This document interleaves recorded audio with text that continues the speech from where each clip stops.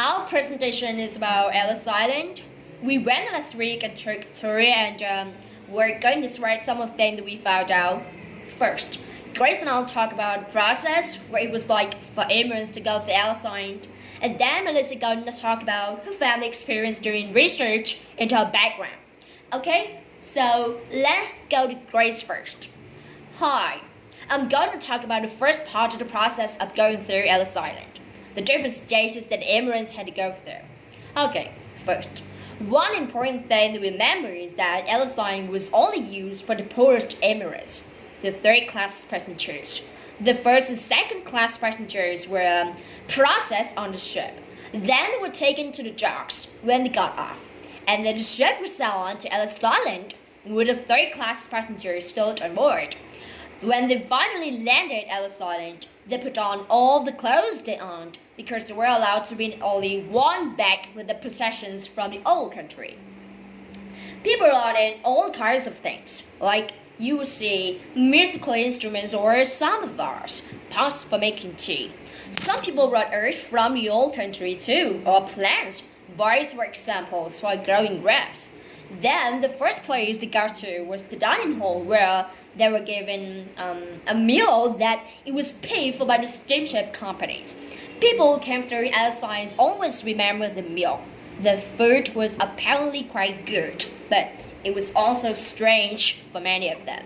Some people had never tasted ice cream or seen an orange or a banana, for examples. And then after that, the inspections began, and Arnie was going to tell you about that part. Arnie? Thank you, okay? After the meal, the passenger was to leave the bags and go to the staircase to the Great Hall. And as they walked past, inspectors would watch them carefully to see if they were weak or sick. If someone was sick, they would send them to the hospital. There was the hospital on the outside as well until they get better.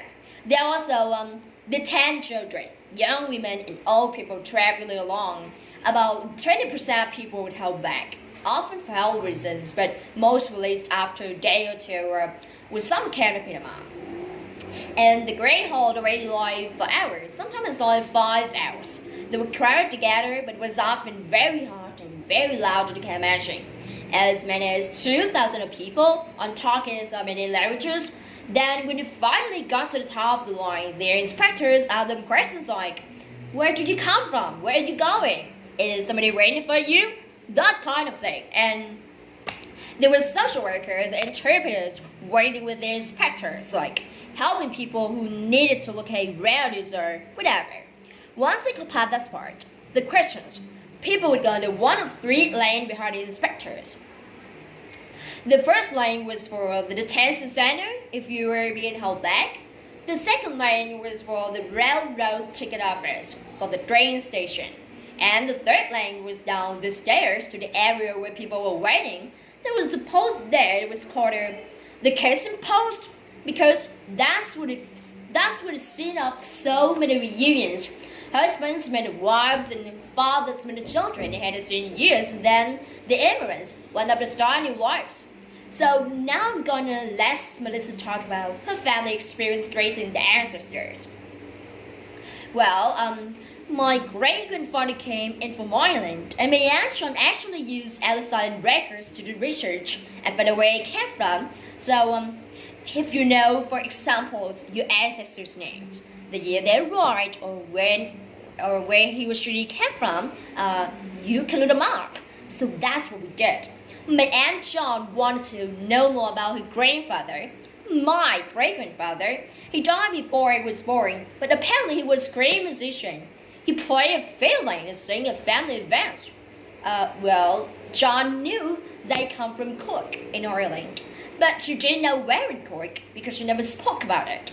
So John went to the Ellis Island records and she found my great-grandfather's names, and he gave the name of the town where he came from. So she went to Ireland and visited the town a couple of years ago.